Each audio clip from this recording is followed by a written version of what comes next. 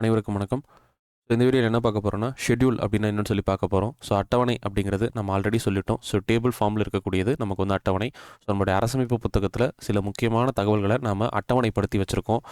எதற்காக அப்படின்றப்போ நாம் ஒரு குறிப்பிட்ட தகவலை இப்போ வந்து குடியரசுத் தலைவரின் சம்பளம், இந்த மாதிரி வந்து பிரதமரின் சம்பளம், இதெல்லாம் ஒவ்வொரு இடத்துல பேசுறதுக்கு பதிலாக அவை அனைத்தையும் ஒரே ஒரு டேபிளாக போட்டு அங்கே நம்ம பேசுகிறோம். அது மட்டும் இல்லாமல் இந்தியாவில் இருக்கக்கூடிய மாநிலம், யூனியன் பிரதேசம் போன்றவற்றை எல்லாமே நம்ம வந்து லிஸ்ட்டாக ஒவ்வொரு இடத்துலையும் சொல்லாமல் எல்லாத்தையும் சேர்த்து ஒரு அட்டவணையில் குறிப்பிட்டு வச்சுருக்கோம். ஸோ வந்து இத்தனை மாநிலம் இருக்குது, இத்தனை யூனியன் பிரதேசம் இருக்குது அப்படிங்கிற மாதிரி விஷயங்களை.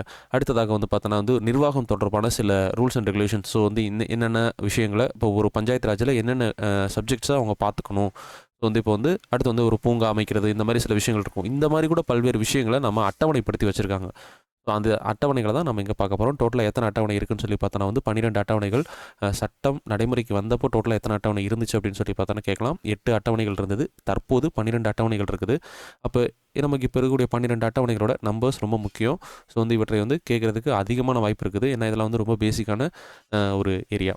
ஸோ வந்து ஃபஸ்ட்டு இதை நம்ம வந்து ஒரு ஷார்ட்கட் மாதிரி பார்க்கலாம். ஸோ மாநில மற்றும் யூனியன் பிரதேசங்களின் பட்டியல். முதல்ல வந்து மாநில மற்றும் யூனியன் பிரதேசம் பட்டியல். ஸோ இதை நம்ம எப்படி ஞாபகத்தில் வச்சுட்டோம்னா, ஒரு பையன் வந்து என்னென்னா ஒருத்தன் வந்து வேலைக்கு போகிறான். ஸோ வந்து அவன் வந்து வேலைக்கு போகிறான்னு வச்சுப்போம். அவன் வேலைக்கு போகிறதுக்கு வந்து என்ன பண்ணான்னா, முதல்ல வந்து கொண்டு போய் ஒரு கம்பெனியில் வந்து தன்னுடைய பட்டியல் கொடுக்குறான். ஸோ தன்னுடைய ரெஸ்யூம் வச்சுக்கோங்க, ரெஸ்யூம் பட்டியல் கூட ஞாபகத்தில் வச்சுக்கோங்க. அப்போ முதல் அட்டவணை அப்படிங்கிறது மாநில மற்றும் யூனியன் பிரதேசங்களுடைய பெயர்களோட பட்டியலை பற்றி சொல்லுது. தன்னுடைய பெயர் மற்றும் தகவல் தொடர்பானவற்றை சொல்லுதுன்னு சொல்லி ஞாபகத்தில் வச்சுக்கோங்க. அடுத்து வந்து இரண்டாவது என்ன ஆகுதுன்னா, அவன்கிட்ட வந்து கம்பெனி வந்து பேசுகிறாங்க. ஸோ வந்து உங்களுக்கு வந்து எவ்வளோ சேலரி வேணும்னு சொல்லி. அப்போ இரண்டாவது அட்டவணை அப்படிங்கிறது சேலரியை பற்றி பேசுது. மூன்றாவது வந்து பார்த்தோன்னா வந்து அவனை வேலைக்கு எடுத்துட்டாங்க. எடுத்த உடனே அவனை வந்து அவனுக்கான உறுதிமொழி, ஸோ வந்து பதவியேற்பு தீர்மானம் அப்படிங்கிறத எடுத்து வைக்கிறாங்க. ஸோ வந்துட்டு அவன்கிட்ட வந்து ஒரு ஆஃபர் லெட்டர் கொடுத்து, நீ வந்து பதவிக்கு வந்து இந்த மாதிரி சில விஷயங்களை தான் பதவியேற்பு தீர்மானம் முடிச்சுட்டு தான் வந்து பதவிக்கு வரணும்னு சொல்கிறாங்க. அப்போ மூன்றாவது பதவியேற்பு. நான்காவது வந்து பார்த்தோன்னா பதவியேற்றதுக்கப்புறம் அவனுக்கான சீட்டில் போய் அவனை போய் உட்கார வைக்கிறாங்க. ஸோ நான்காவது அவனை போய் சீட்டில் வைக்கிறாங்க. ஸோ ராஜ்யசபா சீட் அப்படிங்கிறது நான்காவது. ஸோ ஃபஸ்ட்டு வந்து பார்த்தோன்னா பட்டியல், இரண்டாவது வந்து பார்த்தோன்னா ஊதியம், மூன்றாவது வந்து பார்த்தோன்னா வந்து அவனுக்கு வந்து பதவி ஏற்பு, நான்காவது வந்து பார்த்தோன்னா வந்து ராஜ்யசபா இடங்கள். ஸோ 4 முடிஞ்சா அடுத்து ஐந்தாவது பொறுத்த வரைக்கும் பட்டியலின மற்றும் பழங்குடியின பகுதிகளோட நிர்வாகம். ஸோ வந்து பட்டியலின மற்றும் பழங்குடியின பகுதியோட நிர்வாகம், SC/ST அட்மினிஸ்ட்ரேஷன். ஸோ இது வந்து பார்த்தோன்னா வந்து ஒரு 4 மாநிலங்களை தவிர்த்து, 4 மாநிலம் என்னென்ன அப்படின்னா, ஸோ இப்படி ஞாபகத்தில் வச்சலாம். ATM². So ATM². A அப்படிங்கிறது அஸ்ஸாம், T அப்படிங்கிறது திரிபுரா.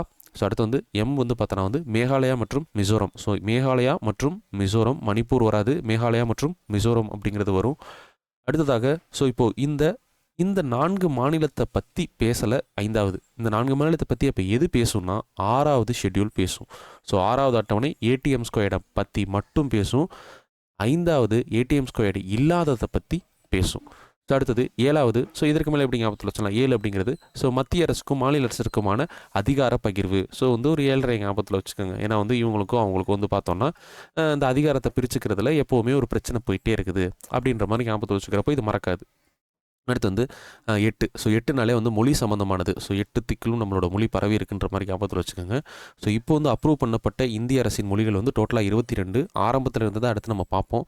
அடுத்தது தொடர்பான தகவல் கீழே இருக்கும். அடுத்ததாக 9. ஸோ ஷெட்யூல் 9ல் பார்த்தோன்னா உச்சநீதிமன்ற இந்த நீதி புனராய்விலிருந்து பாதுகாப்பு பெற்ற சட்டங்கள் எல்லாம் அதில் இருக்குதுன்னு சொல்கிறாங்க. ஸோ இது வந்து பார்த்திங்கன்னா சில முக்கியமான சட்டங்கள்லாம், சில முக்கியமான இதெல்லாம் அதில் கொண்டு போய் வச்சுருக்காங்க. எக்ஸாம்பிள் இந்த ஜமீன்தாரி ஒழிப்பு போன்றவை. ஸோ இந்த மாதிரி பல்வேறு விஷயங்கள் வந்து பார்த்தோன்னா வந்து நமக்கு வந்து இந்த ஷெட்யூல் 9ல் கொண்டு போய் வச்சுருக்காங்க. நம்மளுடைய இடஒதுக்கீடு சட்டமும் இந்த ஷெட்யூல் 9ல் தான் கொண்டு போய் வைக்கப்பட்டு உள்ளது. அடுத்தாக 10. ஸோ 10 வந்து இது கடைசியாக இருக்கக்கூடிய 3மே பின்னாடி தான் சேர்க்கப்பட்டிருக்கும். ஸோ அதை வந்து அது இயர்லாம் பின்னாடி கொடுத்துருப்பாங்க, அதை நம்ம பார்ப்போம். ஸோ 10 ஷெட்யூல் 10ன்றது கட்சி தாவல் தடை சட்டத்தை பற்றி சொல்லுது. ஸோ கட்சி தாவுனீங்கன்னா உங்களோட பதவியே பிடுங்கிடுவாங்கன்னு சொல்கிறது கட்சி தாவல் தடை சட்டம். அதை சொல்கிறது ஷெட்யூல் 10. அடுத்து 11 பார்த்தோம்னா பஞ்சாயத்து ராஜ் தொடர்பானது. அதாவது வந்து கிராம பஞ்சாயத்து தொடர்பாக சொல்கிறது நமக்கு 11.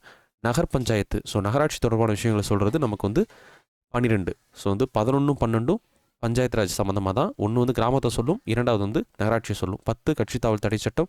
ஸோ 9 வந்து பார்த்தோன்னா வந்து நீதி புனராய்விலிருந்து நமக்கு வந்து பாதுகாப்பு பெற்ற சட்டங்கள்லாம் அதில் வச்சுருக்காங்க. 8ன்றது மொழி, 7ன்றது அதிகார பகிர்வு, 6, 5 எல்லாம் ஞாபகத்தில் வச்சுக்கிறப்போ ரொம்ப எளிமையாக இருக்கும். ஸோ இதுதான் வந்து நமக்கு வந்து ரொம்ப ரொம்ப முக்கியமான ஒரு ஏரியா வேறு. ஸோ இதில் எக்ஸ்ட்ராவாக என்னென்ன படிக்கணும் அப்படின்னா, ஃபர்ஸ்ட் வந்து இந்த நடைமுறைக்கு வந்தப்போ 8 அட்டவணை இருக்குன்னு சொல்லியாச்சு. ஸோ இப்போ எத்தனை இருக்குது, 12 இருக்குன்னு சொல்லிட்டோம். முதலாவது அரசமைப்பு சட்டத்திருத்தத்தின் போது 9வது அட்டவணை, இது தொடர்பான தகவல்களை நம்ம அடுத்து பார்ப்போம். இந்த 9வது அட்டவணை எப்படி சேர்த்தாங்க, 1951 என்ன நடந்துச்சு, செம்பகம் துரைராஜன் கேஸ்னால் என்ன, ஸோ அப்படின்ற மாதிரி பல்வேறு விஷயங்களை நம்ம வந்து பார்க்கணும். ஸோ இந்தியாவின் முதல் அரசமைப்பு சட்ட திருத்தத்திற்கு காரணமாக இருந்த மாநிலம் தமிழகம். அடுத்ததாக ஸோ அட்டவணை பொறுத்த வரைக்கும் நமக்கு வந்து 10வது அட்டவணை. ஸோ 10வது அட்டவணை எப்போ சேர்த்தாங்க? 52வது அமெண்ட்மெண்ட் ஆக்ட் 1985. ஸோ வந்து இந்த கட்சி தாவல் தடை சட்டத்தை பற்றி பேசுகிறது 10வது அட்டவணை. ஸோ 11 மற்றும் 12 ரெண்டு முறை வருஷம் தான் 1992. ஸோ 1992 73 மற்றும் 74வது சட்ட திருத்தங்கள் மிக மிக முக்கியமானவை. நம்ம உள்ளாட்சி அரசு பார்க்குறப்ப நமக்கு தெளிவாக புரியும். நெக்ஸ்ட் சரி பார்க்கலாம். ஸோ அடுத்து வந்து பார்த்தோன்னா இயர் முக்கியம் 52 85. அடுத்து வந்து பார்த்தீங்கன்னா 73 74 92. ஸோ ஒன்று வந்து பஞ்சாயத்து ராஜும் அடுத்து முனிசிபல் அட்மினிஸ்ட்ரேஷன், அதாவது நகராட்சி நிர்வாகத்தை பற்றியும் பேசுதுன்னு சொல்லியாச்சு. அடுத்ததாக இந்த மொழிகள் சம்மந்தமாக நம்ம சொல்லியிருப்போம் 8வது அட்டவணை.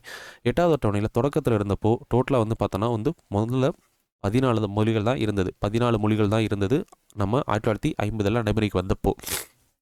இப்போது கரண்டில் எத்தனை இருக்குன்னா 22 மொழிகள் அரசால் அங்கீகரிக்கப்பட்ட மொழிகளாக இருக்குது. அது எப்போ சேர்க்கப்பட்டது அப்படிங்கிற மாதிரி வந்து கேட்கலாம்.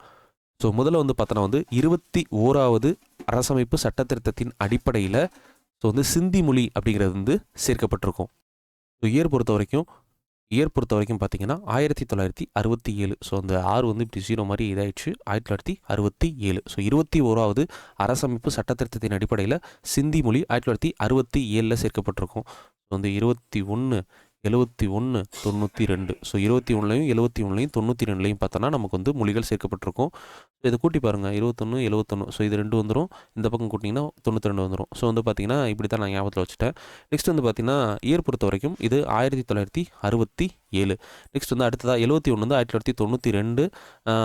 92வது அமெண்ட்மெண்ட் ஆக்ட் வந்து 2003. ஸோ இது வந்து இப்படி ஞாபகத்தில் வச்சுட்டோம்னா இந்த 67 இந்த 71க்கு வந்து அடுத்து வந்து 2 முடியும், 92க்கு வந்து 2003.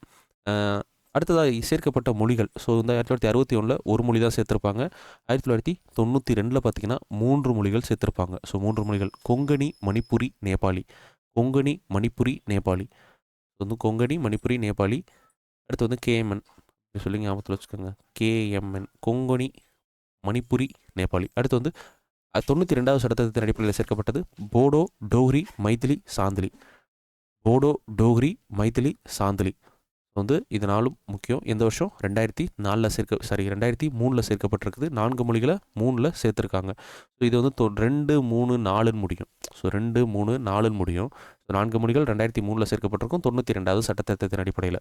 ஸோ போடோ மொழி எங்கே? அசாம். டோரி மொழி காஷ்மீர், மைதிலி மற்றும் சாந்திலி பீகார். ஸோ இவை முக்கியமானது. ஸோ வந்து மொழிகளை பொறுத்த வரைக்கும் ஆரம்பத்தில் 14, அடுத்தது தற்போது வந்து பார்த்தோன்னா வந்து 22, டோட்டலாக அதுக்கப்புறம் ஒரு 8 மொழிகள் சேர்க்கப்பட்டிருக்குது. 3 சட்டத்திருத்தங்கள் முக்கியம். இவை அனைத்தும் மிக மிக முக்கியமானது, பார்த்து வச்சுக்கோங்க. இப்போ அடுத்ததாக பார்த்தோம் அப்படின்னா இப்போ இருக்கக்கூடிய ஸோ அந்த பட்டியல். ஸோ 7 ஷெட்யூல் அப்படிங்கிறத சொன்னோம். ஸோ 7 ஷெட்யூலை பொறுத்த வரைக்கும் நமக்கு வந்து அதிகார பிரிவு அப்படிங்கிறது சொல்லுது. அதில் அதிகார பிரிவுனா மத்திய அரசுக்கு எத்தனை சப்ஜெக்ட்ஸில் சட்டம் போடுறதுக்கு அதிகாரம் இருக்குது, மாநில அரசுக்கு எந்தெந்த அதிகாரம் இருக்குது அப்படிங்கிறத சொல்கிறது தான் இந்த 7வது பட்டியல். ஸோ அந்த 7வது பட்டியலில் தற்போதைய நிலைமையில் எத்தனை உறுப்புகள் இருக்குது அப்படின்னு சொல்லி பார்த்தோன்னா ஸோ மத்திய பட்டியலில் அவங்க ஒரு 100 சப்ஜெக்ட் மேலே 100 உறுப்புகள் மேலே அவங்க வந்து சட்டம் இயற்ற முடியும். ஸோ உறுப்பு சப்ஜெக்ட் அப்படின்னு சொல்கிறோம் அப்படின்னா என்னென்னா இப்போது அணுசக்தி. அடுத்து வந்து பார்த்தோன்னா வந்து இப்போ வந்து இந்தியாவுடைய பட்ஜெட் போடுறாங்க, இந்தியன் டோட்டல் கவர்மெண்ட்டோடைய பட்ஜெட் போடுறாங்க, நிதி தொடர்பானது. அடுத்து ரயில்வே. இந்த மாதிரி வந்து ஒவ்வொரு துறைகளை தான் நம்ம சொல்கிறாங்க. டோட்டலாக ஒரு 100 துறைகள் மேலே மத்திய அரசு வந்து சட்டம் போடலாம். அடுத்து வந்து பார்த்திங்கன்னா மாநில அரசை பொறுத்த வரைக்கும் டோட்டலாக ஒரு 61 சப்ஜெக்ட் மேலே அவங்க சட்டம் போடலாம். பொதுப்பட்டியல். ஸோ இந்த பொதுப்பட்டியலை பொறுத்த வரைக்கும் 2 பேருக்கும் பொதுவானது 52. ஸோ 52 சப்ஜெக்ட்ஸ் இருக்குது. ஸோ ஆரம்ப காலகட்டத்தில் பார்த்திங்கன்னா ஸோ வந்து நம்மளுடைய சட்டம் உருவானப்போ எத்தனைன்னா 97 மத்திய பட்டியலில் கொடுத்துருந்தாங்க, மாநில பட்டியலில் 66 கொடுத்துருந்தாங்க, பொதுப்பட்டியலை பொறுத்த வரைக்கும் 47 அப்படிங்கிறத கொடுத்துருந்தாங்க. அதுக்கப்புறம் தான் என்ன ஆயிடுச்சுன்னா 1976 42வது சட்ட திருத்தத்தின் அடிப்படையில் நமக்கு 5 சப்ஜெக்ட். ஸோ வந்து மாநில பட்டியலில் இருந்த 5 சப்ஜெக்டை எடுத்து அதை பொதுப்பட்டியலுக்கு கொண்டு போயிட்டாங்க.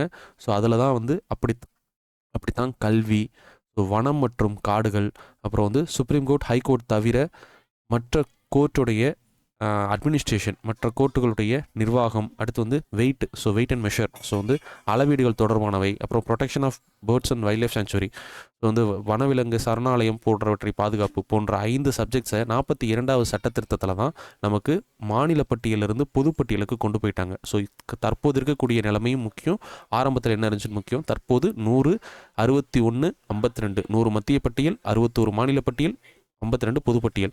ஸோ ஆரம்ப காலகட்டத்தில் 97 மத்திய பட்டியல் இருந்துச்சு, மாநில பட்டியல் 66, பொதுப்பட்டியல் 47. ஸோ இப்போ தான் அப்படியே மாறி இந்த மாதிரி மாறி இருக்குது. ஸோ இதை பார்த்து வச்சுக்கோங்க. நெக்ஸ்ட் கிளாஸில் ஸோ வந்து பார்ட் 1 அப்படிங்கிறத ஆரம்பிக்கணும். ஸோ பார்ட் 1 அதாவது வந்து பகுதி 1 அப்படிங்கிறது யூனியன் அண்ட் இட்ஸ் டெரிட்டரிஸ் அப்படிங்கிறத பற்றி ஆரம்பிக்கணும். ஸோ அதை பார்க்கலாம். நன்றி, வணக்கம்.